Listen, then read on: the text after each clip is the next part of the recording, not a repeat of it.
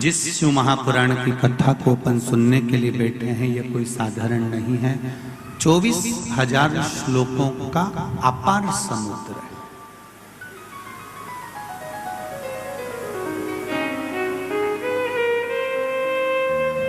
नदी के किनारे, तालाब के किनारे चलता है, समुद्र के किनारे चल रहा होता है।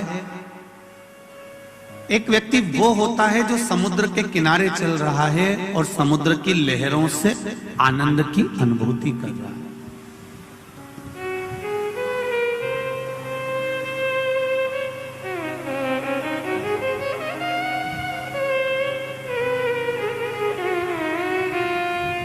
जो अभी तक समुद्र के किनारे चल रहा था, वो समुद्र के किनारे की जो लहर थी, समुद्र के किनारे की जो लहर है, उसका आनंद ले रहा है।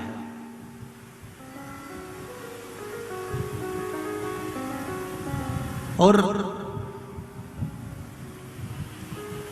समुद्र के किनारे घूमते घूमते घूमते घूमते कुछ समय के बाद फिर वो धीरे धीरे समुद्र के पानी में उतरा।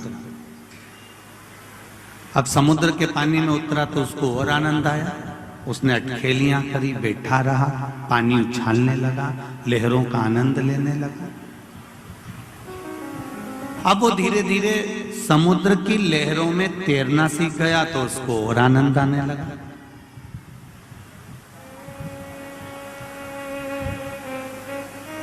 समुद्र की लहरों में तैरना सीखा, सीखते सीखते अब वो समुद्र में गोता लगाने लगा तो उसको और आनंद आने लगा।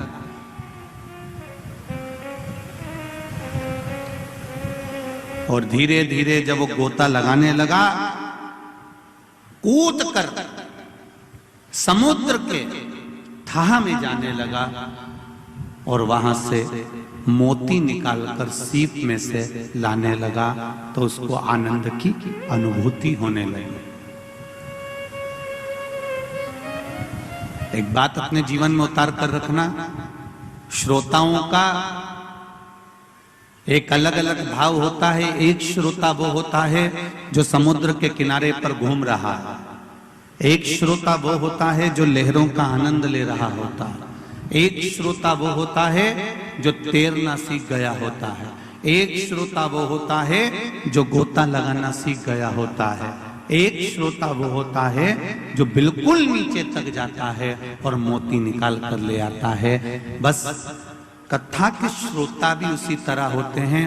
कोई शिव महापुराण को बाहर से देख कर निकल जाता है, कोई शिव महापुराण को दूर खड़े होकर सुनकर निकल जाता है, कोई शिव महापुराण में सेवा कर कर निकल जाता है, और कोई 3 घंटे की शिव पुराण को पूरा सुनकर उसमें गोता लगाकर मोती निकालकर अपने घर तक ले जाता है। वो श्रोता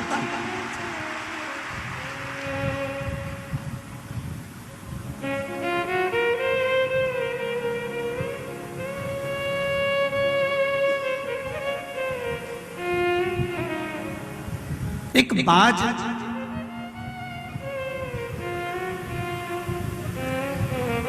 अपने लक्ष्य को पाना चाहता है और उन्नति की ओर बढ़ना चाहता है।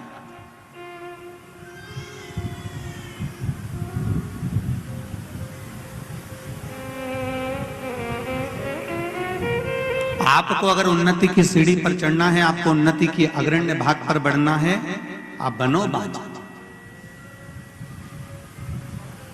बाज बनकर आप लक्ष्य निश्चित करिए, बाज बनकर आप उन्नति की ओर अग्रण्य होइए।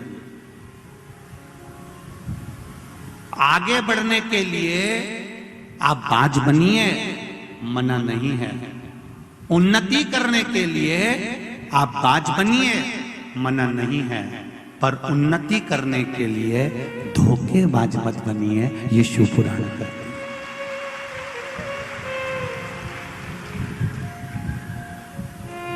आगे बढ़ने के लिए बाज बनो, आगे बढ़ने के लिए बाज बनो, उन्नति करने के लिए बाज बनो, ऊपर चढ़ने के लिए बाज बनो, पर धोखेबाज नहीं बनना।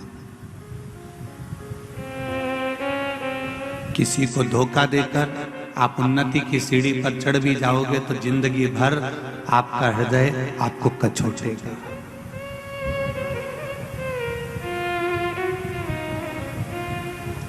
मैंने किसी सहज के साथ में, किसी सरल व्यक्ति के साथ में, किसी साधारण व्यक्ति के साथ में मैंने गलत करते करते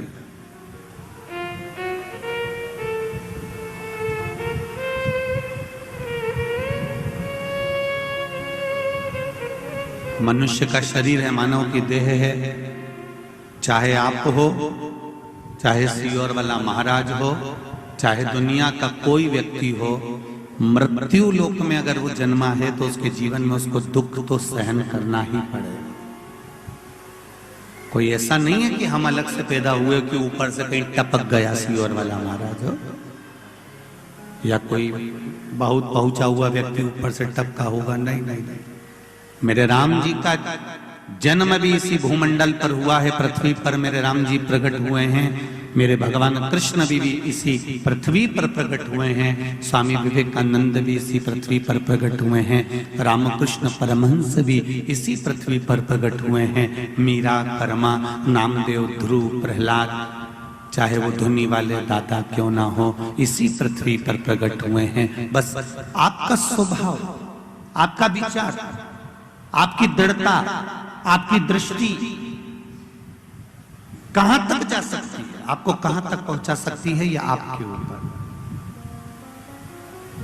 कोई लोग कहते हैं कि शिव महापुराण में क्या रखा है, क्या मिलता है।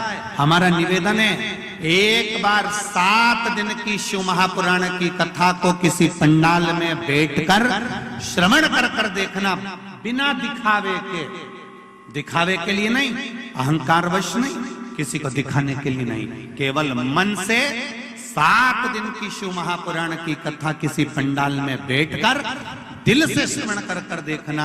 3 महीने में जो तूने मांगा है वो तुझे प्राप्त होकर ही रहेगा, निश्चित है, वो मिलेगा जरूर। तेरी कृपा बिना न हिले एक भी अणु, लेते हैं श्वास तेरी कृपा से गनो तनो। हे गंगाधार मुक्तिदार ओंकार तू, आयो शरण तिहारी शंभो तार तार तू। महाराज, ये उसकी कृपा बिना नहीं मिल सकता। ये जितने बैठे हो आप, 1, 2, 3 पंडालों में जितने भरे बैठे हो, एक चित्त आपके भीतर, एक स्मरण आपके भीतर हो। माता सती कुंभज बाबा के सामने बैठकर कथा सुनी थी, उसने मन में सोच लिया था कि मेरा जीवन बेकार है, अगर मैं विवाह करने के बाद अगर यहाँ पर आकर बैठ गई हूँ, मेरा पति मुझे कहीं लेकर नहीं गए, कथा में लाकर बिठा दिया, तो ये निश्चितता है। अगर वो मन में लेकर बैठी थी कि शरीर में आग लग जाए तो अच्छा, तो वो शरीर जलना पड़ा। मेरे शंकर भगवान ने विचार करा था कि मुझे राम का दर्शन हो जाए, तो उनको चलते रास्ते में राम का दर्शन हो गया। कथा तो वो है जब आप जैसा अनुभव कर जिस भाव के साथ कथा को श्रवण करने के लिए चलते। एक पत्र आया है, बहुत छोटा सा, देखिए।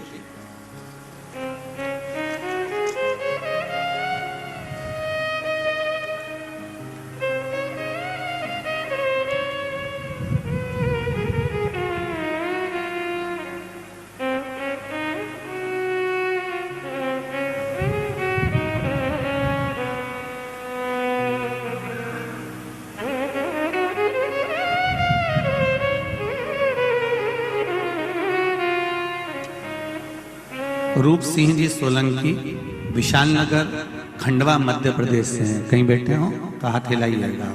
आप ही हैं? श्री शिवाय नमस्ते, दोनों हाथ हिला दो। हर हर महादेव। मेरा नाम रूप सिंह सोलंकी, विशाल नगर, खंडवा का रहने वाला हूं। श्री शिवाय नमस्तुभ्यम। भगवान शिव की कृपा क्या होती है गुरु जी, मैं आज ही की बात आपको बताने के लिए मैंने छोटा सा पत्र लिखा। कागज नहीं था, दूसरे से मांग कर लिखा। मैं घर से निकला था बीकन गांव के लिए। मोटरसाइकिल से मेरा पर्स लाला खेड़ा गांव के पास में गिर गया तथा मैं भीकन गांव परिवार के साथ पंडाल में 10 बजे पहुंच गया था। इसी दौरान मेरे पास में फोन आया। मैं बस बैठा ही था और मेरे मन में आया कि मेरी जेब में पर्स गायब हो गया, लगा कोई ले गया। मुझे फोन आया कि आपका पर्स भीकन गांव के पास में ही गिर गया है लाला खेड़े में, और आप चिंता ना करिएगा, जहां भी हो आनंद से बैठिएगा। आप जब यहां से निकलेंगे आपका ये पर्स आपको प्राप्त हो जाएगा। रूप सिंह जी सोलंकी जी बैठिए। श्री शिवाय नमस्ते। इसमें लिखा आपने, शिव जी की कृपा कैसी होती है गुरुदेव, ये इस पत्र के माध्यम से कहना चाहूंगा। आज की दुनिया में अगर किसी को पर्स मिल जाए, पैसा मिल जाए, तो कौन होगा जो वापिस लौटा देगा? वो लौटाने वाला भी कहीं का भोलेनाथ ही देगा, शिव ही होगा, कोई दूसरा नहीं है।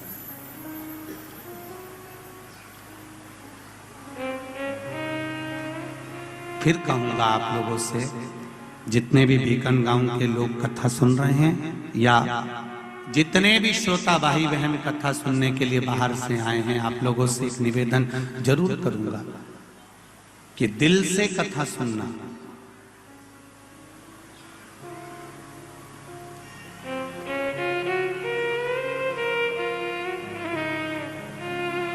हमने एक बार कथा में कहा था, हैदराबाद की कथा में वर्णन किया था कि दिल्ली में ऑफिस रखो मना नहीं है। कहां पर? बोलो बोलो जरा जम के बोलो। दिल्ली में ऑफिस रखो मना नहीं है, पर हर एक व्यक्ति के दिल में घर रखो ये जरूरी है। दिल्ली में ऑफिस रहे तुम्हारा वो मना नहीं है, पर हर एक के दिल में तुम्हारा घर होना चाहिए, प्रत्येक व्यक्ति के दिल।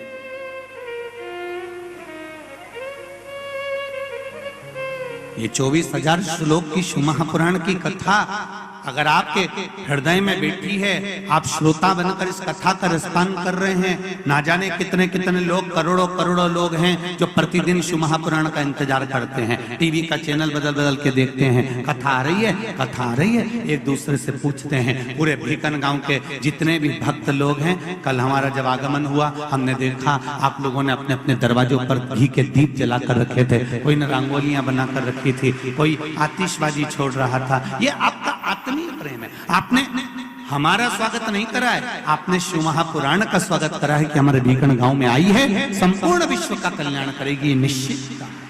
ये आपकी अविरल भक्ति है, ये आपकी दृढ़ता है, ये आपका विश्वास है।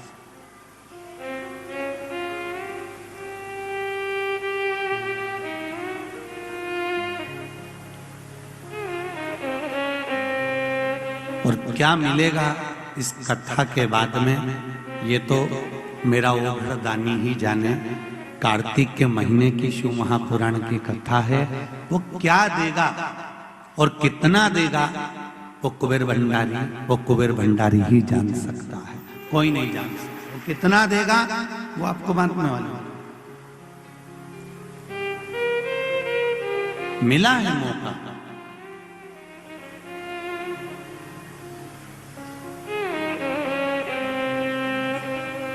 बस हृदय से सुनिए, दिल से सुनिए। बड़ा सुंदर एक संवाद शिव महापुराण में आता है।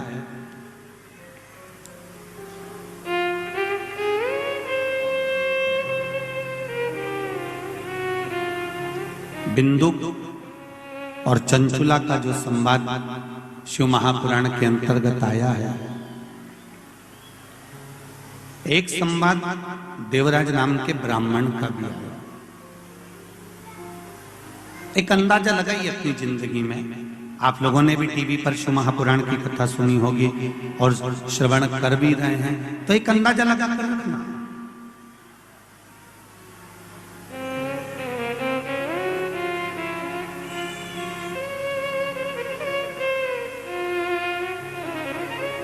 ऐसी कोई घड़ी,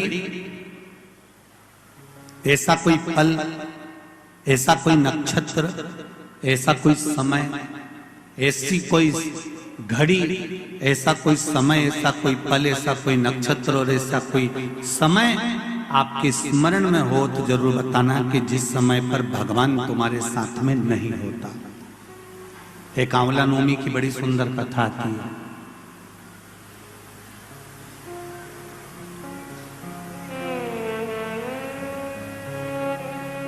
जिसको अक्षय नवमी भी कहते हैं। कब है? जम के बोलो जरा। कल। आज गोपाष्टमी है, कल आंवला नवमी है। और आप सबसे निवेदन करूंगा कि आंवला नवमी के दिन शाम के समय पर आंवले के वृक्ष के नीचे घी का दिया लगाकर कनक धारा स्तोत्र का पाठ अवश्य करें। नहीं आता हो तो मोबाइल पे उसको सुने, पर एक बार आंवला नवमी के दिन आंवले के वृक्ष के नीचे कनक धारा स्तोत्र का पाठ चाहे संस्कृत में चाहे हिंदी में करना चाहिए। उससे साल भर लक्ष्मी की कमी नहीं आती और आनंद का अनुभव होगा। करो। एक कितना सुंदर संवाद यहाँ पर लिखा हुआ है। देव उठनी एकादशी के दिन भगवान उठेंगे और देव उठनी एकादशी के दिन भगवान उठकर अपना कार्यभार भगवान शंकर जी से लेंगे। उससे पहले ऐसा नहीं है कि केवल देव उठनी एकादशी पर भगवान उठेंगे। आज जब आंवला नवमी का दिन आया और भगवान नारायण ने शयन करते करते अपनी करवट को थोड़ा सा बदला और बदलने के बाद भगवान की अर्ध निंद्रा हुई और नींद थोड़ी सी जागी और जागने पर लक्ष्मी जी उनके चरणों के पास में विराजी थी और विराजते से ही लक्ष्मी जी ने भगवान विष्णु जी से निवेदन करा, मेरे मन का एक संशय है, मैं आपसे कहना चाहती हूँ।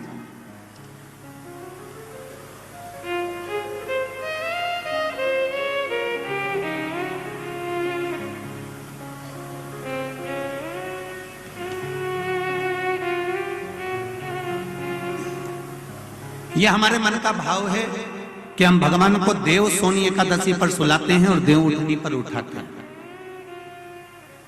पर हमारी श्रीमद् भागवत कथा कहती है, शिव महापुराण की कथा कहती है, अग्नि पुराण, पद्म पुराण, नर्मदा पुराण हमको वर्णन करती है। एक क्षण की निंद्रा ब्रह्मा जी को आई थी और ब्रह्मा जी की झपकी एक क्षण की लगी थी और हाथ से वेद नीचे गिर गए थे। वेद नीचे गिरे, हयग्रीवा ने धारण कर लिए और चारों तरफ पानी पानी हो गया और पूरी पृथ्वी पानी में, जल में मग्न होने लगी। जरा विचार करिएगा, एक क्षण की निंद्रा ब्रह्मा जी को आई और वेद हाथ से चले गए और पानी पानी हो गया। और हम कहते हैं कि देव सोनी एकादशी पर देवता सोते हैं और देव उठनी पर उठते हैं। अगर 4-6 महीने जम के अगर वो सो गया तो एक भी नहीं दिखेगा भीकण का।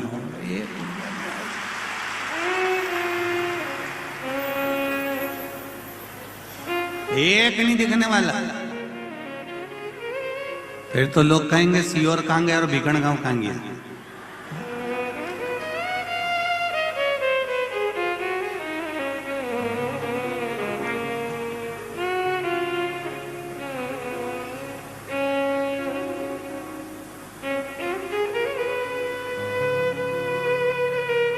महाराज,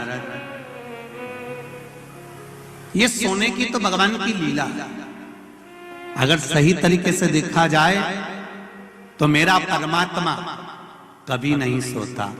वो तो हर पल, हर घड़ी, हर क्षण आपके लिए तत्पर बैठा रहता है। आपने आवाज लगाई और वो भागा। जैसे घर की मां, छोटा सा बच्चा पास में सो रहा है, पिताजी भरचक नींद में सो रहे हैं, भर्राटे भुर्राटे भरते।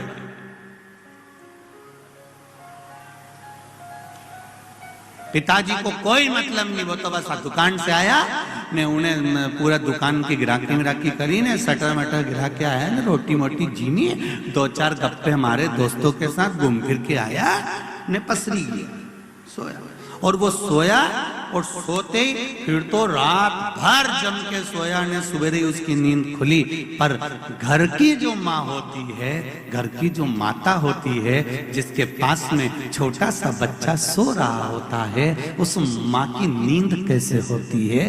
बस बच्चा, कोई माँ का बच्चा अगर इंजेक्शन लगवा कर आया है, कोई सुई लगवा कर आया है, कोई टीका लगवा कर आया है, तो माँ गोदी में ही रात भर लेटे लेटे बैठे बैठे निकाल देती है, उसकी नींद नहीं हो पाती।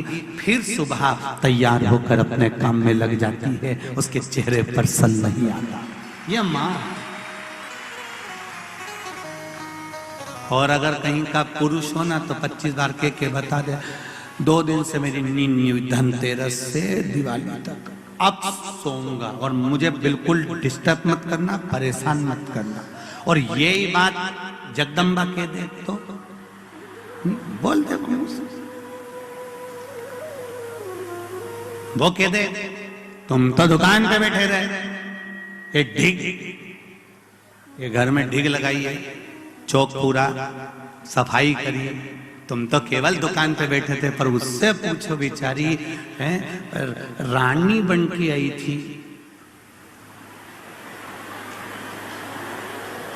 मैंने नहीं बोला हो, मैं तो बोलू ही नहीं ऐसी बात।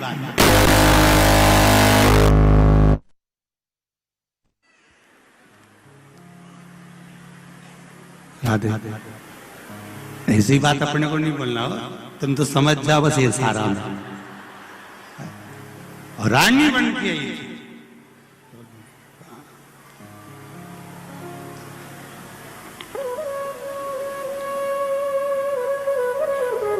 करवा चौथ पे कितनी सुंदर तैयार हुई थी,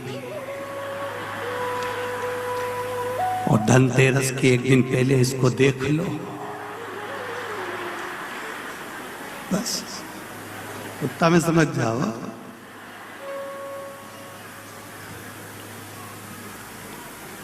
फिर तो छोरा छोरी भी जरा सा अगर पांव धर दे नहीं लिपा हुआ पे, तो फिर थोड़ी सी देर में जगदम्बा काल रात्रि बन सकती है।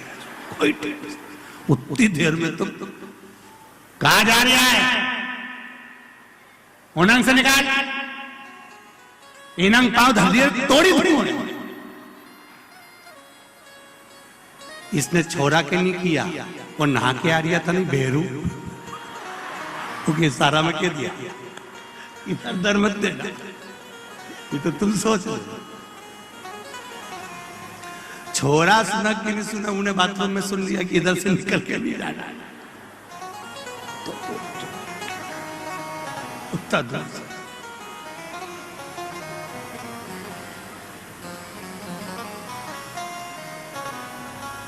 अब विचार करिएगा जरा कि कितना कितना भाव व्यक्त किया गया है, कितना आनंद का भाव सम्मुख में लाया गया। क्या नारी काम नहीं करती? करती है। क्या उसको थकान नहीं होती? होती है, तुमसे ज्यादा होती है। उसके बाद भी रात को 10-11 बजे तक सफाई कर कर फिर सोना, सवेरे फिर जल्दी उठना, फिर त्योहार का भोजन की तैयारी करना, फिर काम में लग जाना। बस घर की जो माँ होती है उसी तरह मेरा परमात्मा होता है, कभी नहीं सोता, वो जागता रहता है, जागता, वो परमात्मा।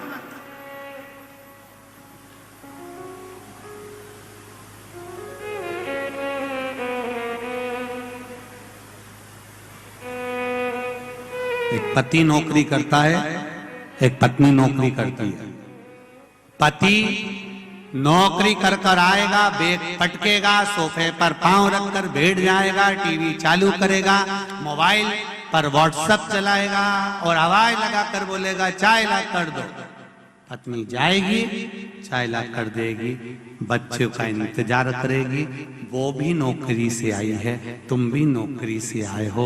वो भी सुबह की गई थी, तुम भी सुबह के गए थे, पर तुम्हारे चेहरे पर सल आ गए, पर उसके चेहरे पर सल नहीं आया, क्योंकि उसको अपने बच्चों का और पति का पेट भरना है, इसलिए वो रसोई घर में चली गई। ऑफिस से आने के बाद, नौकरी करके आने के बाद वो फिर वापिस अपने घर में, यहाँ पर ये पुलिसकर्मी लगे हुए हैं, यहाँ पर माता चिकित्सालय वाले भी लगे हुए हैं, सिस्टर भी बैठी हुई हैं, लेडी पुलिस भी बैठी हुई हैं। मैं कहूंगा कि एक पुलिसमैन से भी कहूंगा, एक डॉक्टर से भी कहूंगा, आप ऑफिस से आते हो बैठते हो, पर वो भी तो कहीं किसी ऑफिस से आकर, वो भी तो आने के बाद, बैग रखने के बाद, सामान रखने के बाद तुरंत रसोई घर में चली जाती है। बस इतना सा निवेदन है, जैसे मेरे शंकर अपनी पार्वती की दशा को समझते थे, पार्वती शिव की दशा को समझती थी, इसलिए शंकर और पार्वती को शिव शक्ति कहा जाता है। ऐसी दशा हमें अपने परिवार में समझना चाहिए, तो कभी परिवार में विवाद नहीं हो सकता, प्रेम बढ़ता चाहिए। उस परिवार में कभी विवाद नहीं हो सकता। हमने अगर शंकर भगवान की पूजन करी, आराधना करी है, उनका स्मरण करा है, तो उस परिवार का स्मरण करो कि शिव परिवार में ऐसा है क्या कि दोनों में बस केवल आत्मीय प्रेमता का भाव दर्शाया जाता है।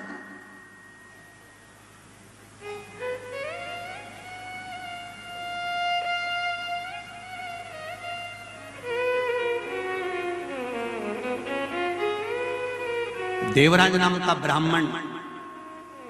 ब्राह्मण के घर में जन्म लिया, ब्राह्मण कुल में जन्म लिया, पर गलत संगत में पड़ गया था। केवल पत्नी भी अच्छी थी, बच्चे भी अच्छे थे, कुटुंब भी अच्छा था, सारा ठाट बाट सब कुछ अच्छा था। और ऐसा नहीं है कि भगवान किसी का पेट नहीं भरता, भगवान भरता है।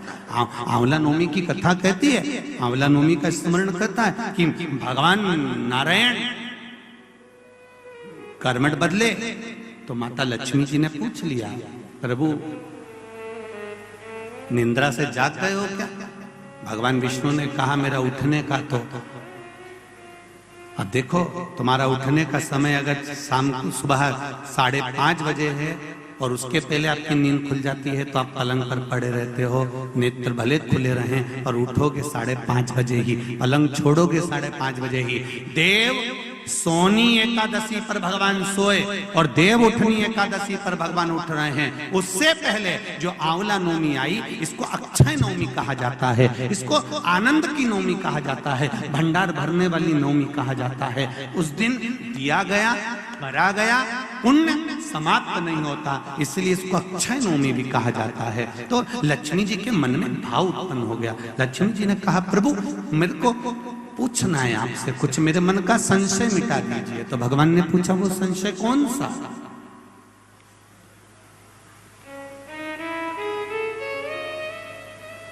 क्या संशय है आपका?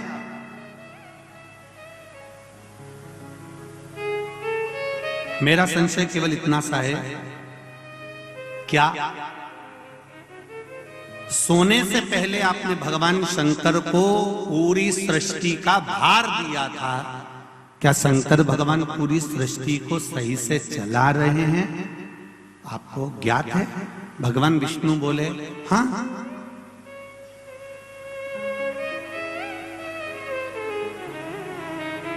चला रहे। एक वो लाइन बड़ी सुंदर भाव में कहते, रचा है सृष्टि को जिस प्रभु ने, वही सृष्टि चला रहे हैं। जो पेड़ हमने लगाया पहले, जो पेड़ हमने लगाया पहले, उसी का फल अब हम खा रहे हैं। रचा है सृष्टि को जिस प्रभु ने, वही ये सृष्टि चला रहे हैं। मेरा संशय मिटा दो। भगवान ने कहा कौन सा संशय? मुझे थोड़ी सी परीक्षा ली। अभी तक नारायण भगवान करवट लिए थे, आज नारायण भगवान सीधे होकर पूछ रहे हैं परीक्षा आपको लेना है? हाँ। लक्ष्मी विचार कर लेना। माता सती ने परीक्षा ली थी, जलकर भस्म हो गई थी।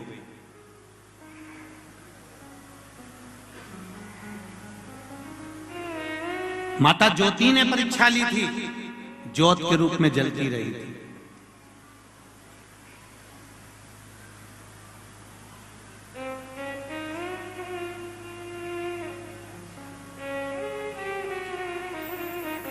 परीक्षा लेने के लिए सूर्पणखा भी पहुंची थी, पूरा कुल डुबा कर बैठ गई थी।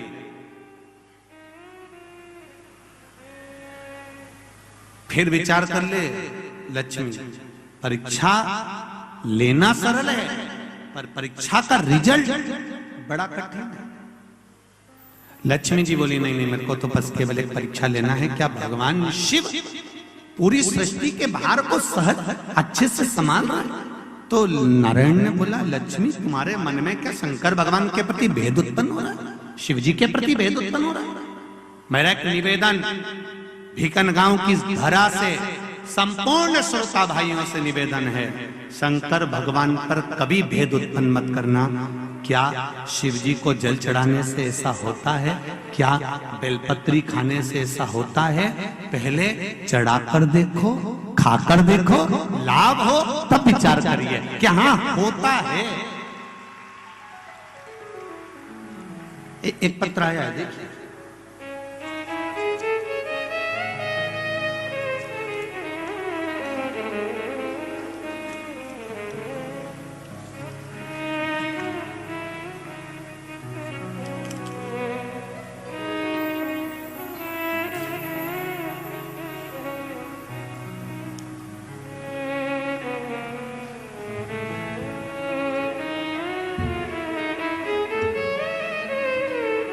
जिसने भी पत्र लिखा है, पत्र का ये भाव है, उसमें ठीक है नाम का स्मरण नहीं है। मैं भोले बाबा की बेटी खंडवा मध्य प्रदेश से आई हूँ। बाबा को दिल से धन्यवाद देना चाहती हूँ, क्योंकि आज मैं हूँ तो मेरे बाबा की कृपा से। मैं अपना दुख यहाँ इतने कम शब्दों में व्यक्त नहीं कर सकती हूँ। बाबा ने इतना कुछ दे दिया कि मैं बखान नहीं कर सकती हूँ। जिसने भी ये पत्र लिखा है वो हाथ हिला सकते हैं और अपने दोनों हाथों से श्री शिवाय नमस्तुभ्यम बोल सकते हैं। खंडवा से किसी बेटी ने लिखा है, बाबा की कृपा से हूँ। बाबा की कृपा से मुझे एक गठान हो गई थी, जैसा गठान जैसा महसूस हो रहा था, पर बाबा ने मेरे ऊपर कृपा कर दी और बाबा की कृपा से मैंने बेलपत्री का प्रयोग करना चालू करा। शिव पे चढ़ाया हुआ जल पीना चालू करा। बाबा की कृपा से मेरी गठान गल चुकी है। मैं बाबा को धन्यवाद देने के लिए आई हूं। ये शिव कृपा है। जहां भी बैठे हो, भगवान देवाधिदेव महादेव की करुणा आप पर बनी रहे। ये शिव तत्व है।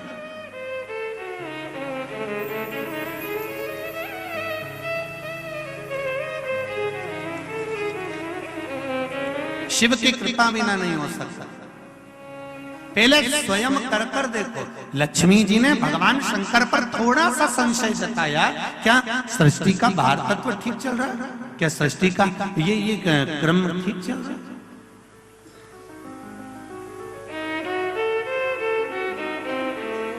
मेरे को थोड़ी सी परीक्षा ले।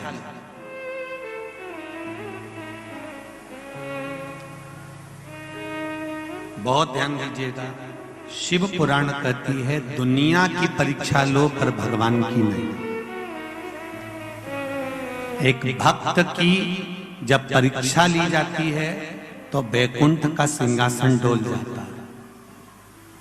आज अगर नागेश्वर मंदिर महिला मंडल कथा करा रही है, किस भाव से करा रही है, किस आनंद से करा रही है। बस बन सके तो ये हाथों को आगे बढ़ाकर उनको सहयोग प्रदान करो, टांग अड़ाकर कार्य को रोकने का प्रयास न करो। शिव कथा कह रही है, लेओ परीक्षा, मना नहीं है। भगवान विष्णु भी कह रहे हैं कि लक्ष्मी जी आपको अगर परीक्षा लेना है तो दूसरे की लोग कहां शिव जी की परीक्षा लेने जा रही है। नहीं नहीं नहीं, मुझे समझना है क्या सृष्टि का संचालन ठीक चल रहा है। तो भगवान ने कहा कि आपको अगर महसूस हो रहा है ऐसा कुछ तो आप कर लीजिए परीक्षा। क्या परीक्षा करना है? तो लक्ष्मी जी बोली, मेरे को शिव जी का निमंत्रण करना है। शंकर जी का निमंत्रण? हाँ। भोलेनाथ का निमंत्रण? हाँ। भगवान विष्णु ने कहा, सुनो लक्ष्मी, एक बार कुबेर ने भगवान शंकर का निमंत्रण करा था तो शिवजी ने मना कर दिया था कि मैं निमंत्रण में नहीं जाता, बड़ी बड़ी पार्टियों को मैं अटेंड नहीं करता, मेरी बड़ी बड़ी पार्टियां मेरा छोटा बेटा गणेश अटेंड करता। तो कुबेर जी ने कह दिया था कि इतना सा बेटा तुम्हारा गणेश क्या खाएगा, हमने 56 भोग बनाया है, ये क्या खाएगा। तो इतने में शंकर भगवान ने कह दिया था, ये तो बाद में मालूम पड़ेगा कितना खाएगा। और जब कुबेर जी ने कहा ठीक है आप गणेश जी को भेज देना, तो गणेश जी को भोजन करने भेजा था। कार्तिकेय रुष्ट हो गए थे। कार्तिकेय ने जाकर अपनी माता पार्वती जी से कह दिया था, माँ घर का बड़ा बेटा मैं हूं, अगर पार्टी में भेजना है तो पहले मुझे भेजना था, पर पिताजी ने गणेश जी को भेज दिया। पार्वती जी ने जाकर शिव जी से पूछा, तुमने कुबेर के यहाँ गणेश जी को क्यों भेजा? शंकर भगवान बोले, मुझे देखना पड़ता है किस बेटे को किसके यहाँ शादी में भेजना है, लिफाफा कितने का भेजना है, किन के यहाँ पंगत है, किन के यहाँ बफेट है, किन के यहाँ कितने स्टॉल लगे हैं, ये मुझे समझना पड़ता है। इसलिए मैंने गणेश जी को भेजा। तुम चिंता मत करो, गणेश जी को बुलाओ। गणेश जी आए, प्रभु जी बोलिए पिताजी क्या आज्ञा है। पिताजी ने कहा, बेटा कुबेर जी के यहाँ भोजन है, अच्छा पेट भर के जिम के आना। गणेश जी महाराज बोले, चिंता ही मत करो पिताजी, 3 दिन से कुछ नहीं खाया, आप टेंशन मत लीजिए। और गणेश जी महाराज 7 बजे भोजन चालू होना था, 5 बजे पहुंच गए। तुम्हारे जैसी से 2 बजे कथा चालू होना है, सुबह 9 बजे से चिल्ला चोट चालू हो गई। कार्यकर्ता माइक पे चिल्लाने लगे, नाश्ता चालू हो गया है, 8 बजे से चल रहा है, 10 बजे तक चलेगा। रात्रि का भोजन कितने बजे चिल्ला रहे थे? 7 बजे चालू होगा। तो ये सब आवाज लगा रहे थे और आप लोग बड़े प्रेम के साथ में 7 बजे से जगह संभाल संभाल कर बैठ गए थे। ये शिव कृपा, ये शंकर कृपा, ये शिव की उदाहरण। अब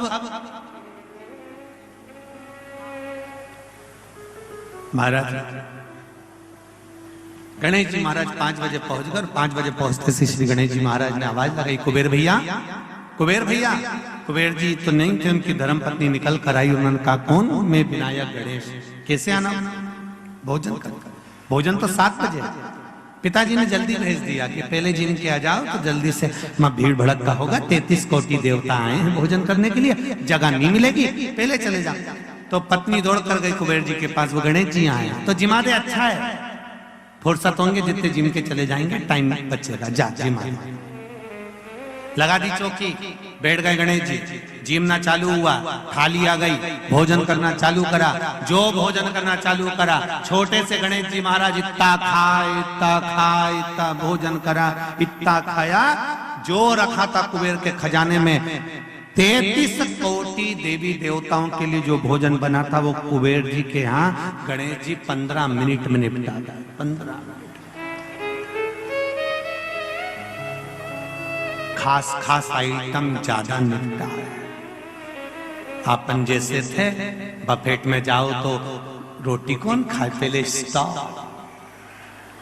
जितने लगे पहले सब निपटाया और खाए सो खाए, देखा छोरा छोरी को भी पहले खा के देखा, अच्छा खा ले, खा खा खा खा खा छोरा छोरी सबके।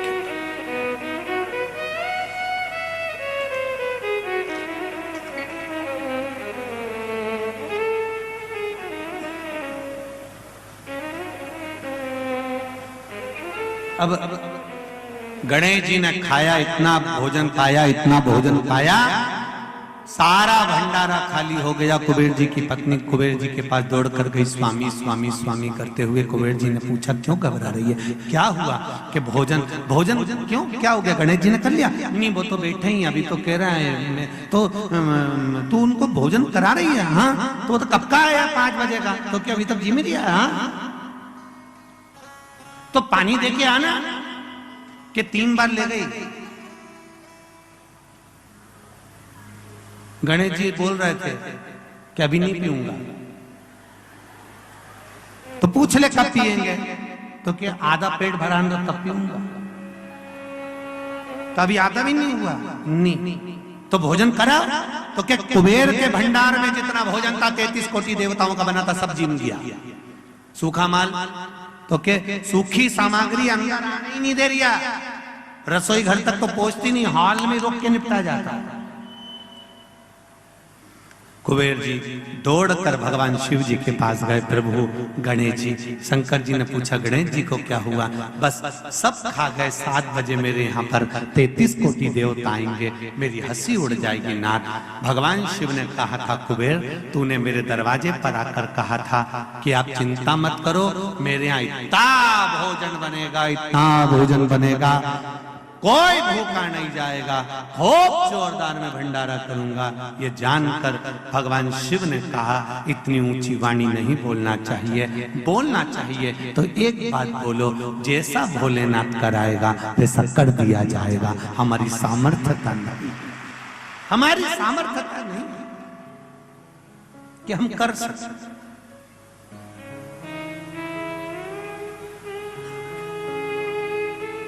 ये हमारी सामर्थ्यता नहीं है कि हम करें। शंकर भगवान ने दुर्वा तोड़वाई और गणेश जी के लिए पहुंचाई। एक दुर्वा शिव जी ने दी थी और कहा था ये गणेश जी को दे देना। कुबेर जी ने सोचा इतना सारा खाया है तो एक दुर्वा में क्या होगा। उनने जाते जाते बहुत सारी दुर्वा तोड़ ली, गड्डी बना ली और गड्डी बनाकर गणेश जी को दे दी। यहाँ शिव पुराण कहती है एक बेलपत्र से ही शंकर भगवान प्रसन्न हो जाते हैं, एक दुर्वा से गणेश प्रसन्न हो जाते हैं, एक तुलसी के दल से नारायण प्रसन्न हो जाते हैं। हमें अधिकता में देने की जरूरत नहीं पड़ती, पर कई लोग संकल्प ले लेते हैं मैं तो आज 1.25 लाख बेलपत्र चढ़ाऊंगी, आज मैं भगवान को 1.25 लाख दुर्वा चढ़ाऊंगी, आज मैं भगवान को इतना चढ़ाऊंगी। भगवान कह रहे हैं रेन देरी कमला, तू एक चढ़ा दे वही बहुत है और दिल से चढ़ा दे। अब मालूम पड़े चढ़ाने तो बैठी थी 1.25 लाख, 2-5 हजार चढ़ाने के बाद में बड़े प्रेम से कमर बोल गई टे। होता है ऐसा। वो भगवान सुदामा जी भगवान कृष्ण के घर गए थे कि नहीं गए थे? और सुदामा जी जब घर पहुंचे थे और भगवान कृष्ण के यहाँ पहुंचे, भगवान कृष्ण ने सुदामा जी का स्वागत करा, आनंद से विराजमान करा, चरण दबाए, खूब प्रेम से रखा, 3 मुश्किल कंदुम का भात ग्रहण करा। ये सब कुछ सुदामा के यहाँ हुआ। सुदामा जी जाने लगे तो भगवान कृष्ण ने कहा भी कहाँ जाओगे, 1-2 दिन रुको। सुदामा जी रुक गए। रुकने के बाद आज भगवान कृष्ण ने सुदामा को ले जाकर सिंहासन पर बिठा दिया। कृष्ण उनके पास में बैठ गए। सुदामा जी ने पूछा कन्हैया मुझे सिंहासन पर क्यों बिठाया? भगवान कृष्ण कहने लगे जैसे तूने मुझे आशीर्वाद दिया तेरे मेरे परिवार वालों को आशीर्वाद नहीं देगा? सुदामा जी ने कहा मैं और आपके परिवार को आशीर्वाद? हाँ बैठो। भगवान कृष्ण ने 16,108 रानियों से कह दिया मेरा मित्र सुदामा आया है, एक एक कर आना और आशीर्वाद लेकर जाना। एक एक रानी आने लगी, सुदामा जी सबको आशीर्वाद देने लगे। अखंड सौभाग्यवती,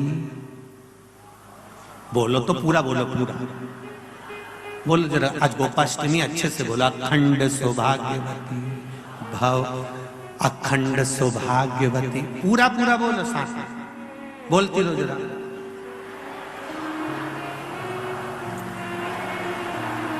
ये हाथ भी उठा उठा के बोलो ऐसे। हाँ आप में से एक माता से निवेदन है, गिनती लगाना कितनी बार बोली है। 4 5 7 चुप क्यों कि जम के बोलो। 8 बोलती जाओ और हाथ हिलाती जाओ। अखंड सौभाग्य बोलती जाओ जरा, हम चुप हो जाए तुम बोलती रहो। हाथ हिला हिला के बोलो जरा जम के। 10 अखंड सौभाग्यवती भव। 11 अखंड सौभाग्यवती भव, अखंड सौभाग्यवती भव, अखंड सौभाग्यवती भव। 25 30 निकले। सुदामा जी बोले कन्हैया तेरी है? हाँ अपनी है, चलने दे। सुदामा जी बोले सौभाग्यवती भव। अखंड गायब हो गया। सौभाग्यवती भव, सौभाग्यवती भव, सौभाग्यवती भव, सौभाग्यवती भव, सौभाग्यवती भव, सौभाग्यवती भव, सौभाग्यवती भव। और 25 50 निकली। देख ये भी अपनी है। हाँ चलने दे।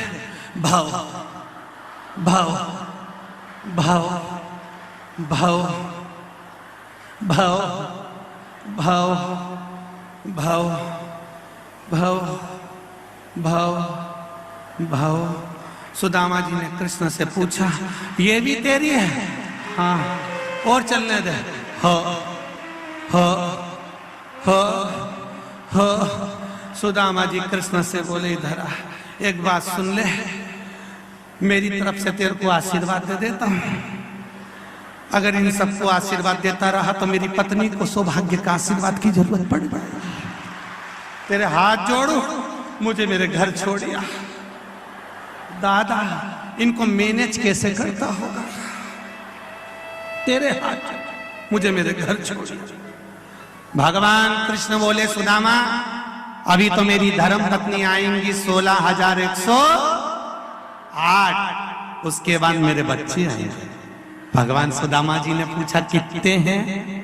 भगवान कृष्ण ने कहा एक एक रानी के 11-11, 1,77,186। सुदामा जी नीचे गिर गए। उन्होंने कहा दादा रे ये घर है कि जिला? समझ में नहीं, तू रे महाराज।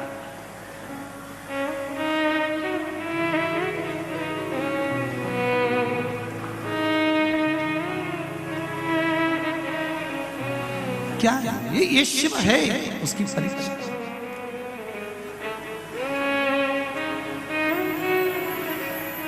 सुन भक्तों की पुकार होके नंदी पे सवार, काशी नगरी से आया हे मेरा भोलेनाथ।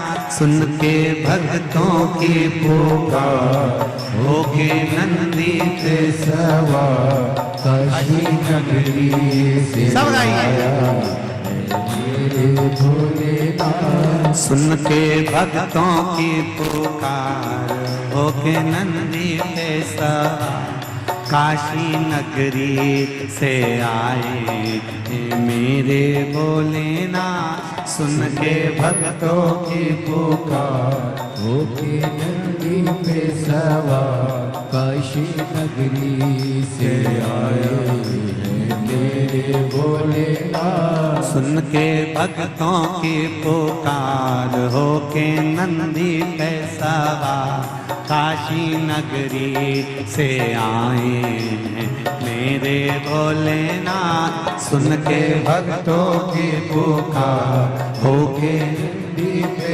सवार, काशी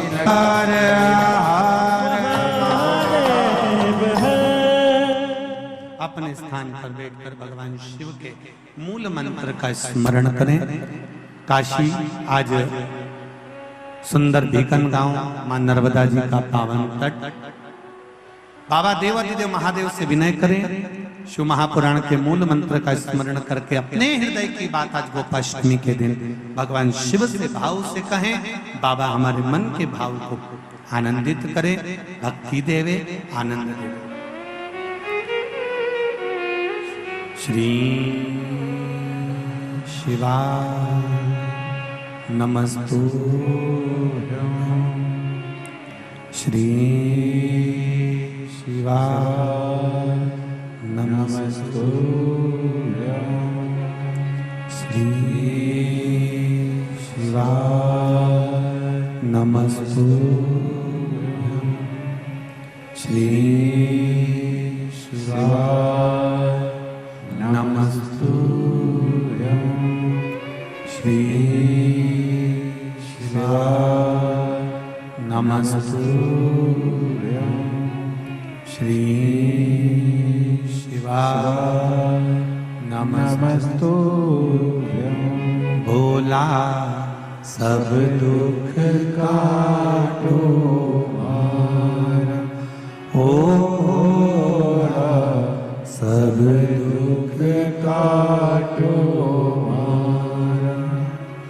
शिव शंकर जपूं तेरी माला, भोले बाबा जपूं तेरी माला।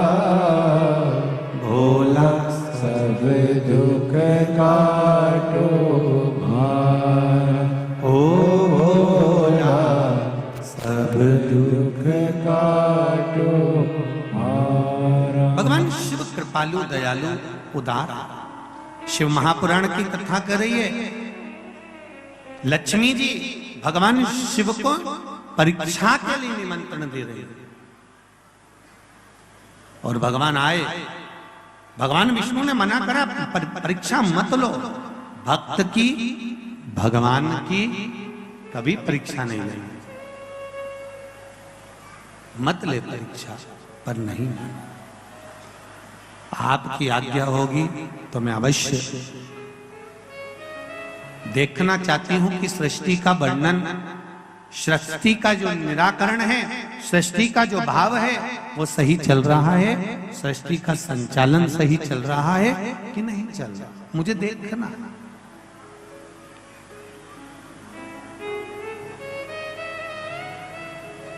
बहुत ध्यान दीजिएगा।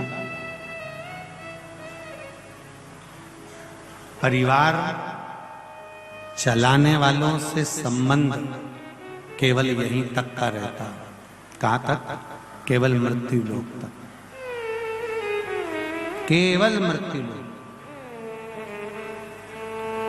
पर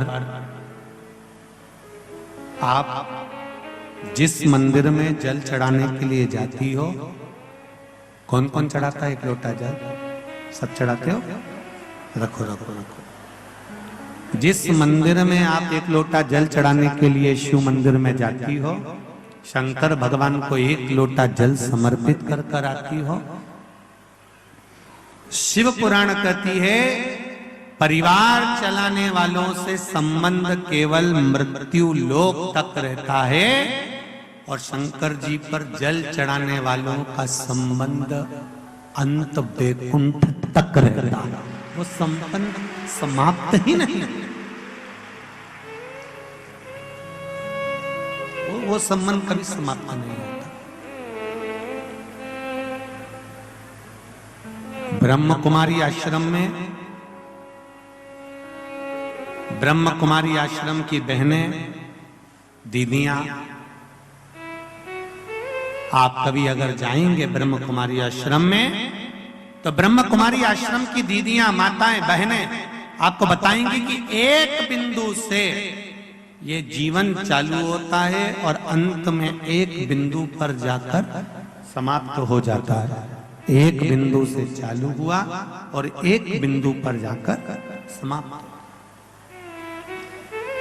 अर्थात वो बिंदु भी शिव है, शुरुआत भी शिव से हुई है और अंत भी शिव से ही हुआ। शुरू भी शिव से, अंत भी शिव से।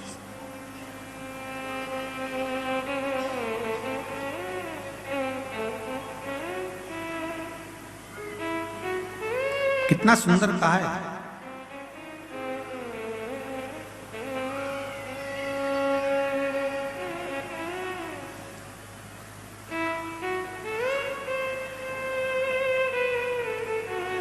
नेट ये 2 GB था, क्या था? अरे जम के बोलो 2 GB। अब धीरे धीरे 3, फिर अब कौन सा हो गया? 5G। नेट फास्ट होता चले जा रहा है, आदमी स्लो होता चले जा रहा है। तुम खुद देखो ना, सब्जी लाने का काम पहले व्यक्ति खुद कर लेता था, आज बैठे बैठे ऑनलाइन सब्जी बुलवा। आदमी स्लो हो गया, कहीं जाता नहीं, आता नहीं, ज्यादा बोलो तो वो अपने को ज्ञान देने लगता है, अर्थात व्यक्ति स्लो होते चले जा रहा है। वो फास्ट नहीं हो रहा। नेट भले फास्ट हो गया पर व्यक्ति स्लो हो गया। शिव महापुराण की कथा वही कर रही है कि अपनी बुद्धि से, अपने चित्त से, अपने स्मरण से हमें भगवान की परीक्षा नहीं लेना है। और लक्ष्मी जी नहीं मानी कि मुझे देखना है कि सृष्टि का संचालन सही चल रहा है कि नहीं चल रहा, सृष्टि का क्रम ठीक चल रहा है कि नहीं चल रहा, ये लक्ष्मी जी जानना चाहती है। तो लक्ष्मी जी ने भगवान विष्णु से आज्ञा ले ली। भगवान विष्णु ने कहा तेरी मर्जी, अब जा, मैं शंकर भगवान का निमंत्रण करना चाहती हूँ। शिव जी को निमंत्रण पर बुलाया। आंवला नवमी का दिन था, भगवान पूर्ण तरह से सृष्टि का संचालन कर रहे थे और लक्ष्मी जी ने आज भगवान भोलेनाथ को निमंत्रण देकर अपने वैकुंठ का भाव आनंदित करने के लिए बुलाया गया। बहुत ध्यान से सुनना, यह कथा आपने सुनी कि ना सुनी, पर हरिहर शिव महापुराण की कथा भिकन गांव की इस पावन धरा पर चल रही है 2 बजे से 5 बजे तक। ये हमारा सौभाग्य है कि इस कथा को हम अपने जीवन में उतारें कि आंवला नवमी के दिन आंवले के वृक्ष के नीचे कुछ खाने का नियम क्यों है? बोलो, यहाँ से पहले लोग आंवला के पेड़ के नीचे पिकनिक मनाने जाते थे कि नहीं जाते? आंवले के वृक्ष के नीचे बैठते कि नहीं बैठते? क्यों? कोई तुमसे पूछे, कल के बच्चे तुमसे प्रश्न कर लेंगे, मम्मी ये आंवले के वृक्ष के नीचे क्यों पूजन करती हो? आंवले के पेड़ के नीचे क्यों जाती हो? आंवले के वृक्ष के नीचे पिकनिक मनाने क्यों जाना चाहिए? आंवले के वृक्ष के नीचे कुछ क्यों खाना चाहिए? आंवले के नीचे बैठकर दीप क्यों जलाना चाहिए? आज के बच्चे, जो विज्ञान का युग है, इस विज्ञान के युग के बच्चों को विज्ञान के साथ जोड़कर बताना पड़ेगा आपको कि आंवले के वृक्ष की महत्वता क्या है।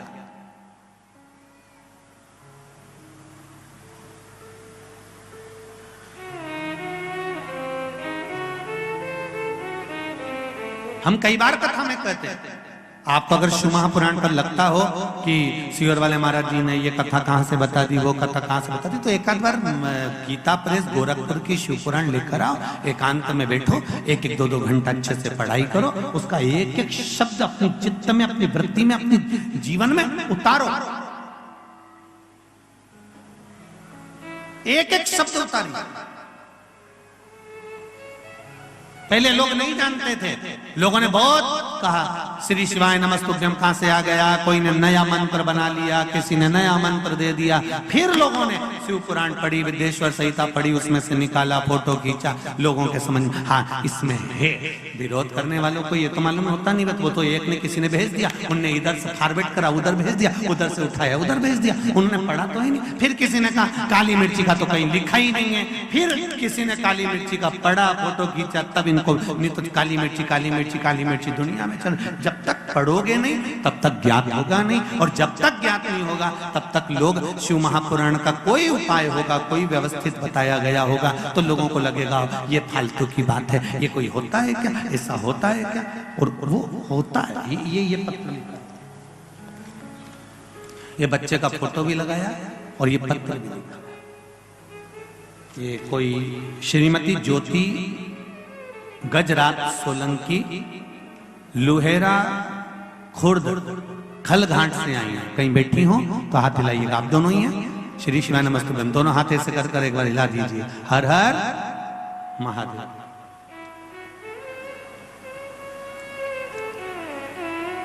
एक लोटे जल की क्या महत्वता है गुरुजी, मैं वर्णन नहीं कर सकता। एक दाना चावल का चढ़ाने का क्या महत्व है मैं बोल नहीं सकता। गुरुदेव क्या क्या कृपा मेरे भोलेनाथ ने करी है, ये मेरे शिव की ही कृपा है। जरा माइक पहुंच सकता है कि माता? भेजो जरा माइक भेजो माता।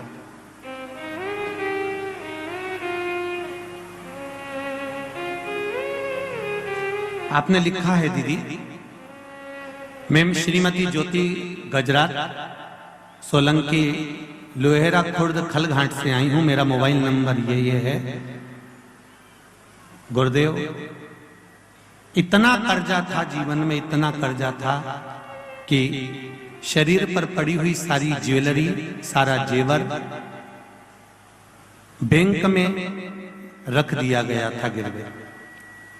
सबसे मदद मांगी पर कोई ने साथ नहीं दिया। गुरुदेव जब मेरी बहन से हुई बात तब उसने शिव महापुराण के बारे में बताया और बाबा की कृपा ऐसी हुई कि मैंने पशुपति व्रत करना प्रारंभ किया। व्रत किया फिर भी मेरी ज्वेलरी नहीं वापस आई। सत्य किसको कहते हैं ये पत्र में देखिए। मैंने व्रत किया, मेरी ज्वेलरी वापस नहीं आई, लेकिन फिर भी मैं शिव पुराण पर विश्वास करती रही, मेरा विश्वास बना रहा।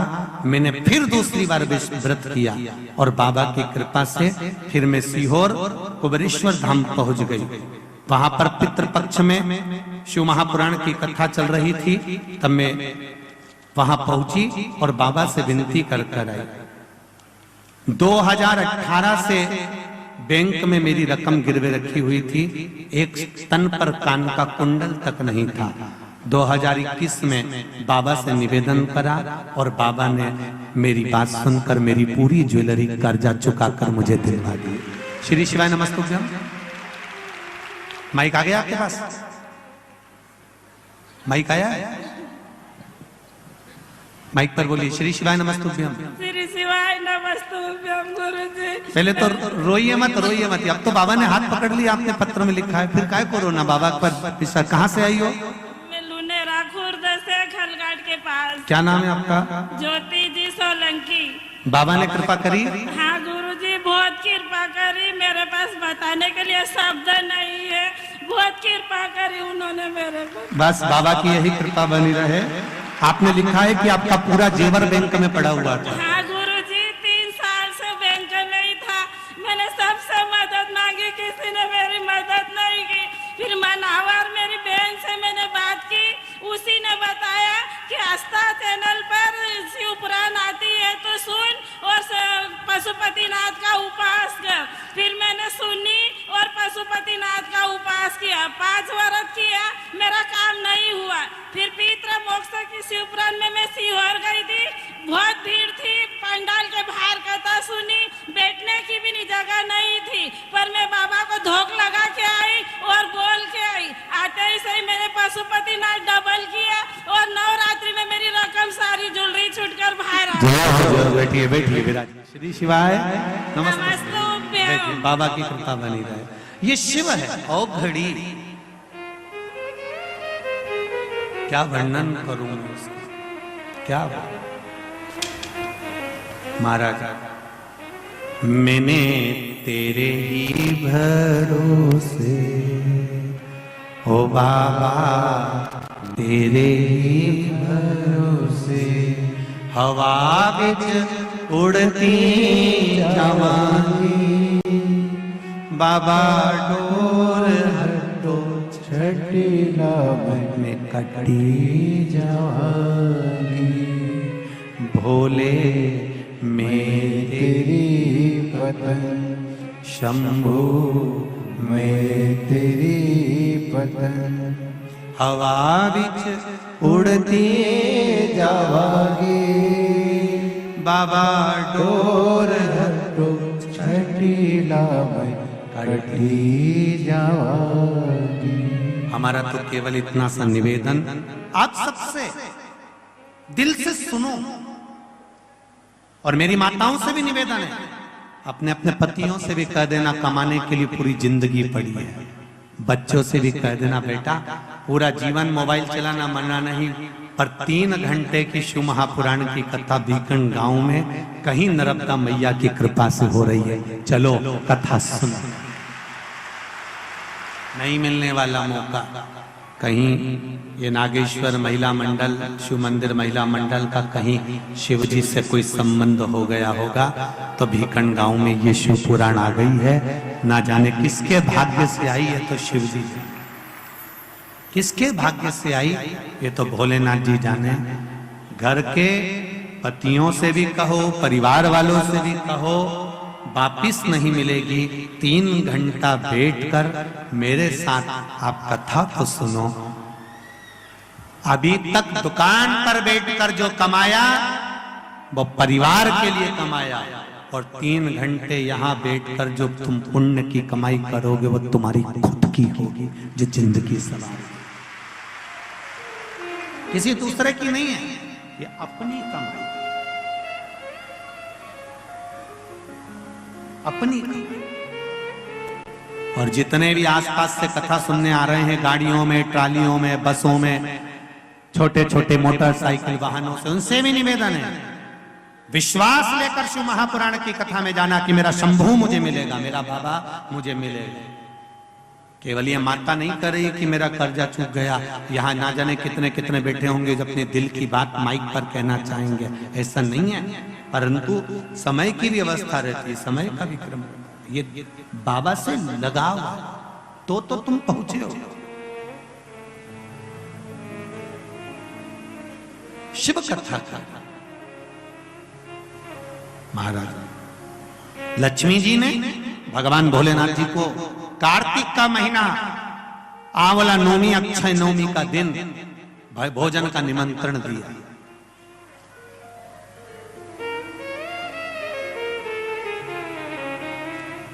अब शब्द सुनिएगा जरा शिव महापुराण का, कितना सुंदर संवाद है। भगवान शिव जी को निमंत्रण मिला, शंकर जी ने निमंत्रण स्वीकार करा, पर शंकर भगवान बैकुंठ भोजन करने के लिए नहीं गए। अब ध्यान देना थोड़ा सा, निमंत्रण स्वीकार करने के बाद भगवान भोजन करने नहीं जा रहे हैं। लक्ष्मी जी इंतजार कर रही हैं, भगवान शिव नहीं आए। तब लक्ष्मी जी तुरंत गरुड़ पर चढ़कर भगवान शिव जी के पास आई। भोलेनाथ प्रभु, आप भोजन के लिए नहीं आए। शंकर भगवान बोले, मैं भोजन के लिए आ जाता, पर सारी सृष्टि का कार्य मेरे ऊपर पड़ा हुआ है, तो मैं भोजन करने कैसे जाऊं? ये घर का पति है। पूरा परिवार का जब बोझा सिर पर रहता है, तो दुकान छोड़कर वो भोजन करने भी घर पर नहीं आ पाता, टिफिन मंगवा लेता है कि मेरा भोजन का टिफिन भेज देना। अभी दीपावली का थोड़ा सा व्यापार चल रहा है, शादी का सीजन चल रहा है, मेरा भोजन भेज दो।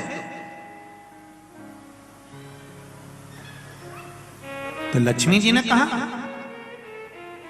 हरिहर शिव महापुराण की कथा कर रही है, ध्यान से सुने। आस्था चैनल पर जितने बैठे हैं सम्मुख में, फेसबुक यूट्यूब पर जितने सुन रहे हो, बार बार ये कथा नहीं मिलने वाली, ध्यान दीजिएगा। लक्ष्मी जी ने कहा, मैंने निमंत्रण बैकुंठ का दिया, तो मैं कैलाश पर भोजन कैसे करा?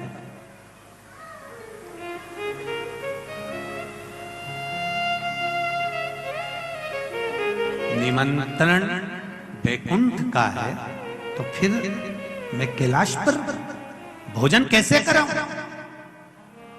कैलाश पर भोजन कैसे कराया जाए? शंकर भगवान ने उसी समय पर ब्रह्मदेव को बुलाया और ब्रह्मा जी को बुलाकर कहा, ब्रह्मदेव, आपकी लेखनी में बताया जाए, आपकी लेखनी में, आपके पुराणों में, आपके वेदों में और आपके शास्त्रों में बताया जाए कि अगर जीव बैकुंठ तक नहीं जा सकता, तो बैकुंठ पृथ्वी पर कैसे आ सकता है? ब्रह्मदेव ने कहा, जिस जगह पर आंवले का वृक्ष होता है, उस आंवले के नीचे बैकुंठ का निवास होता है, इसलिए भोजन आंवले के वृक्ष के नीचे कराया।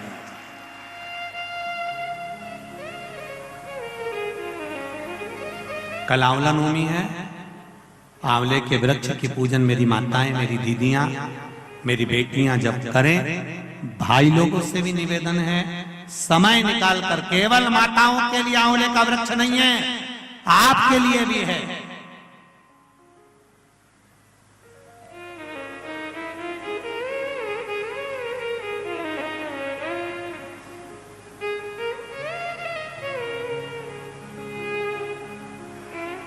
और मेरी माताओं से एक निवेदन, आंवले के वृक्ष के नीचे पूजन करने जाओ, रे पत्ती भी अगर पड़ी हुई है तो उसको भी थोड़ा सा उठा कर लिया ना। अगर घर का कोई व्यक्ति नहीं गया होगा तो उसको मस्तक पर घर में ही वो पत्ती लग जाएगी, तो बैकुंठ का भाव तो उसके पास तक पहुंच जाएगा, उतना भी बहुत।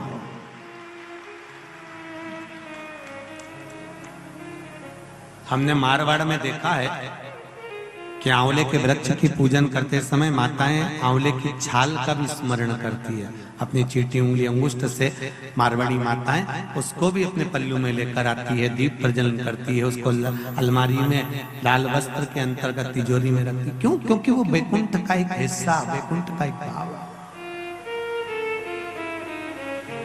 ब्रह्मदेव करें आंवले के वृक्ष के नीचे शंकर भगवान भोजन कर लें तो बैकुंठ के भोजन का फल मिलता है। बैकुंठ के भोजन का फल, हाँ, लक्ष्मी जी ने उसी समय पर आंवले के वृक्ष के नीचे भोजन की व्यवस्था करी। शंकर भगवान भोजन करने के लिए बैठे, जैसे ही माता लक्ष्मी ने भोजन लगाया है, शंकर भगवान ने एक ग्रास भोजन को लिया, पाया और उठकर शंकर भगवान चले गए। थोड़ी देर बाद वापिस लौट कर आ गए, बैठ गए। पूछा महारानी ने, माता लक्ष्मी ने, मेरे शंभु, मेरे बाबा, मेरे भोलेनाथ, मेरे प्रभु कहाँ चले गए थे आप भोजन की थाली को छोड़कर? तब शिव जी कहते हैं कोई 4 संत भूखे रह गए थे, उनको भोजन कराने चला गया था। लक्ष्मी जी ने कहा, आप सृष्टि के सही संचालन कर रहे हो, मैं जान गई आपको कि आप सृष्टि के सही संचालन करता हो। एक मन की अभिलाषा है, अगर आप पूरी कर दें तो। एक मन की अभिलाषा है, आप अगर पूरी कर दे तो। शिव जी ने पूछा, क्या? मेरा मन है, आप अगर ब्रह्म मुहूर्त में सुबह का समय भोजन ग्रहण कर रहे हैं तो शाम का भोजन भी मेरे ही इस बैकुंठ में श्रवण भोजन ग्रहण करें। शिव जी ने कहा, शाम को तो मैं पार्वती के साथ भ्रमण पर निकलता हूं, पर दोपहर के समय पर मैं आपके यहाँ भोजन करने फिर आऊंगा। अब की बार लक्ष्मी जी ने भोजन कराने बैठने से पहले माता लक्ष्मी ने 5 चींटियों को एक डब्बी में भरकर बंद कर दिया।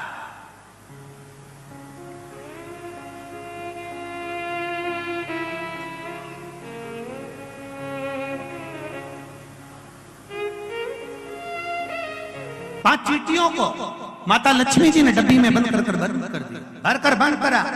शिव जी भोजन करने बैठे, बड़े प्रेम से भोजन पा रहे भोलेनाथ, और आवाज लगाया भोलेनाथ जी ने, अरे लक्ष्मी, तुम्हारी माता ख्याति देवी मुझको ऐसी भोजन कराती थी। तुम्हारी माता ख्याति देवी भी मुझे ऐसे ही भोजन कराती थी और मैं प्रेम से पाता था। आज लक्ष्मी, आपके हाथ का भोजन कर कर मुझे ऐसा लग रहा है कि मेरी माता, आपकी माता ख्याति देवी ही मुझे भोजन करा रही है। आपको माता के रूप में आज मैंने देखा है, जैसे ख्याति देवी को देखा वैसे आपको देखा। तब भोजन पेट भरकर शिव जी ने जब किया, आचमन करा, लक्ष्मी जी ने कहा, भगवान नारायण ने आपको पूरी सृष्टि का भार तत्व दिया है कि पूरी सृष्टि का बोझ, पूरी सृष्टि का संचालन आपको करना है, पर मेरे मन का संशय यहीं धरा की धरा रह गया। आप पेट भरकर भोजन कर लिए और 5 चींटी भूखी रह गई।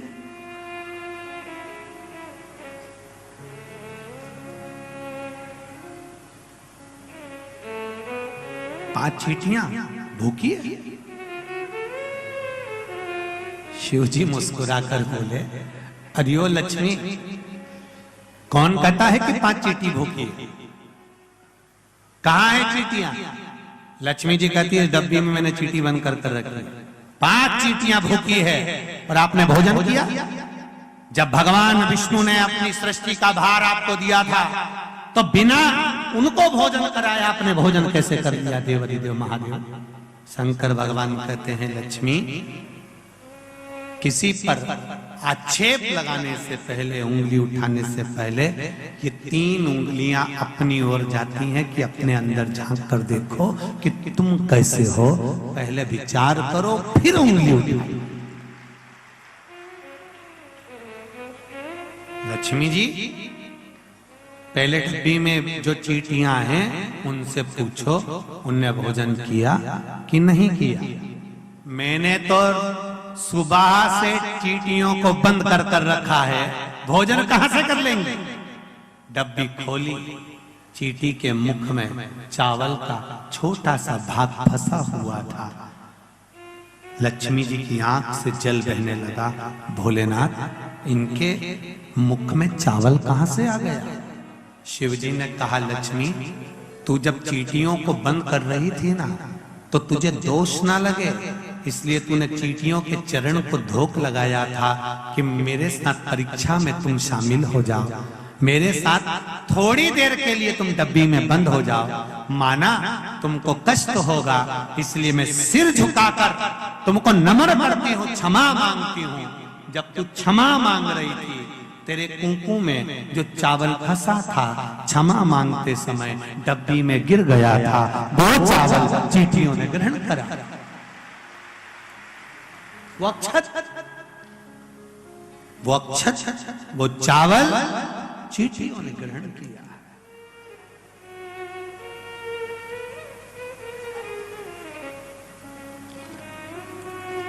महाराज, वो चावल जो चींटियों ने ग्रहण किया,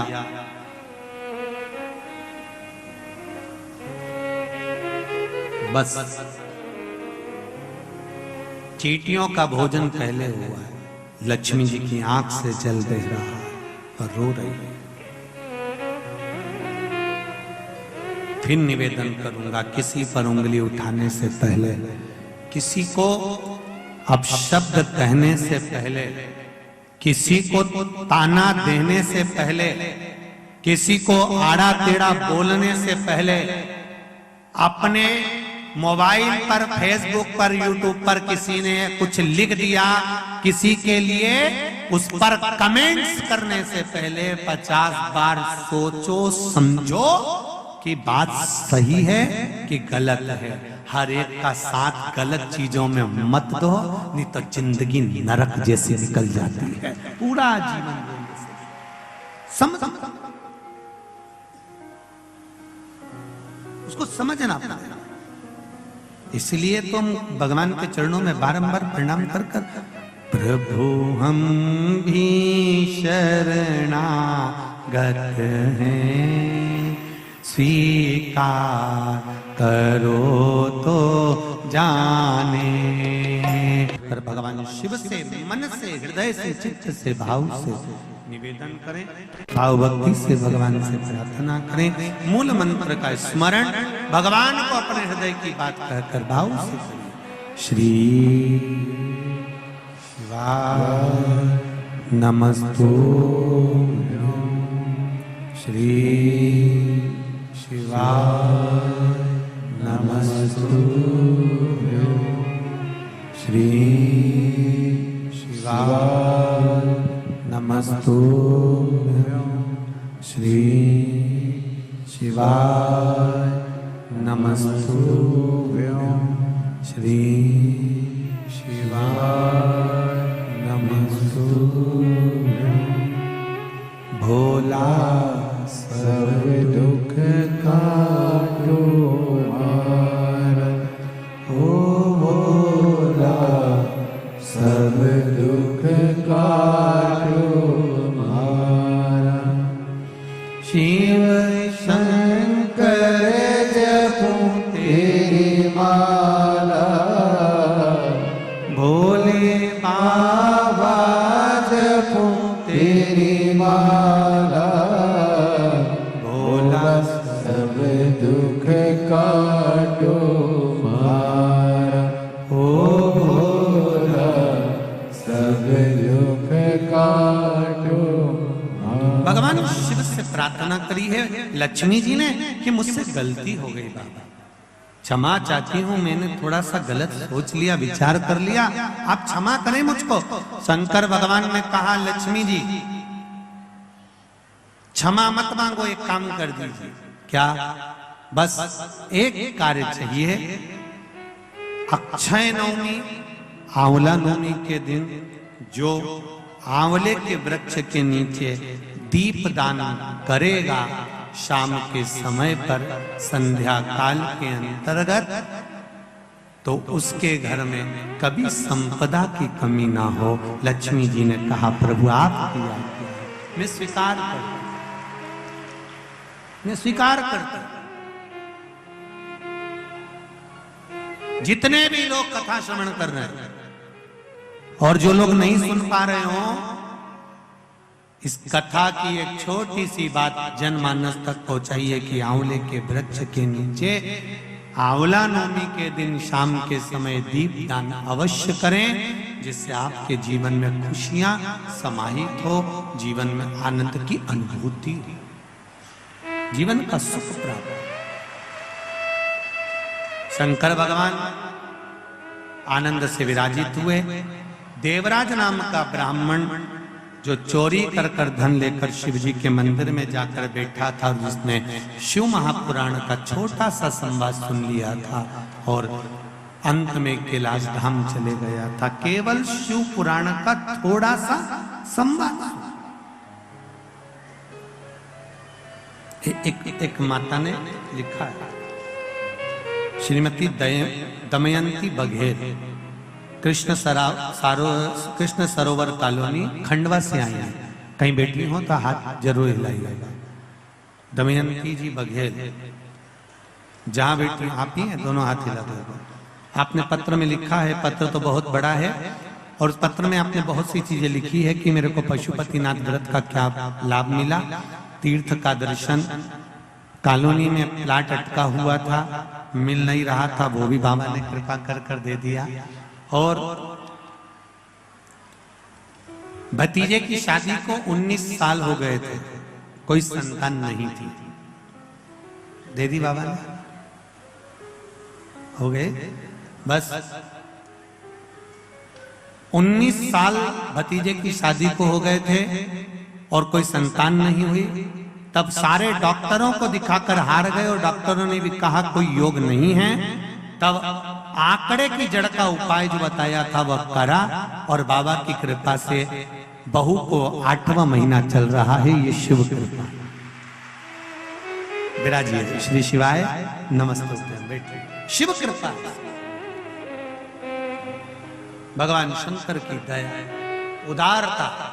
फिर निवेदन करूंगा, शिव महापुराण की कथा जो सुन रहे हैं, कथा के पंडाल में बैठकर या आस्था चैनल पर या फेसबुक यूट्यूब पर दिल से सुनो, मां नर्मदा के घाट से इस कथा को जीवन का सुख देगी, आनंद प्रदान करेगी। महाराज वर्णन आया, देवराज कैलाश धाम को गए। बिंदुक नाम का ब्राह्मण धन लेकर आ रहा था, दीवार से नीचे कूदा, पानी में डूबकर मर गया। शिव पुराण कहती है 3 तरह से मरे हुए व्यक्ति को मोक्ष नहीं है। पहला पानी में डूबकर मरा हुआ, दूसरा सर्प के डसे से मरा हुआ, तीसरा स्त्री के हाथ से, नारी के हाथ से मरा हुआ, इसको मोक्ष नहीं है। बिंदुक को मोक्ष नहीं मिला, प्रेत योनि में भटकता रहा। धर्म पत्नी ने अंतिम संस्कार कर दिया, पर वो प्रेत की योनि में भटक रहा था, ये इसको ज्ञात नहीं था। पूरे गांव के लोगों के साथ मिलकर ये काशी भ्रमण के लिए, दर्शन के लिए, कभी योग लग जाए तो तीर्थ, कथा, सत्संग में जाते रहना चाहिए। काशी गई, मन तो था नहीं कथा में, कहीं से आवाज आ गई शिव महापुराण की। 2 क्षण की शिव महापुराण की कथा सुन, 2 क्षण। कथा सुनी। गंगा जी नहाकर बाहर आ रही थी, पांव फिसल गया, पत्थर से सिर टकरा गया और प्राण छूट गए। प्राण छूटे, पार्वती जी की सहेली बनकर कैलाश पर निवास किया। कैलाश पर निवास कर कर रहने लगी, पर मौन थी, चुप, कुछ बोली नहीं। पार्वती जी ने पूछ लिया, पार्वती जी ने पूछा, क्या बात है, तुम मौन क्यों हो, चुप क्यों? कहा, मेरा पति बिंदु प्रेत योनि में पड़ा हुआ है, तो शिव महापुराण की कथा का स्मरण करो। देव ऋषि नारद के पास भेजा, नारद जी ने तुमरुका जी के पास भेजा, तुमरुका जी ने शिव महापुराण की कथा का वाचन किया और बिंदु की मुक्ति का साधन बताया। शंकर पार्वती ईश्वर जी और गोरा जी बनकर कथा सुनने के लिए पहुंचे। शिव महापुराण की कथा कहती है, जिस नारी का गर्भ नहीं ठहरता हो, संतान नहीं हो रही हो, 19 साल 20 साल 25 साल 30 साल भी अगर हो गए हैं, सफेद आंकड़े की जड़, रजस्वला धर्म के 7वें दिन पति पत्नी दोनों जन जाएं और उस जड़ को निकाल कर लेकर आए। वो जड़ शिवजी पे से 21 बार तुमरुका जी का नाम लेकर घुमाकर लाल धागे में शंकर जी के मंदिर में ही शिवलिंग का दर्शन करते करते कमर पर बांध लें और 3 महीने तक उस जड़ को अपने कमर पर रहने दें। भगवान शिव से प्रार्थना करें, शंकर भगवान का स्मरण करें, शिव भक्ति का रस तत्व ग्रहण करें और बाबा से विनय करें। बाबा चाहेगा तो अवश्य 3 माह के अंतर्गत गर्भ अवश्य ठहरेगा, पर विश्वास हो तो करो। मानो तो गंगा माहू, ना मानो तो बहता तुमरुका जी के नाम का। कितना फर्क पड़ता है तुमरुका जी के नाम का। एक पत्र में कहा, एक माता जी ने लिखा है कि गुरुदेव,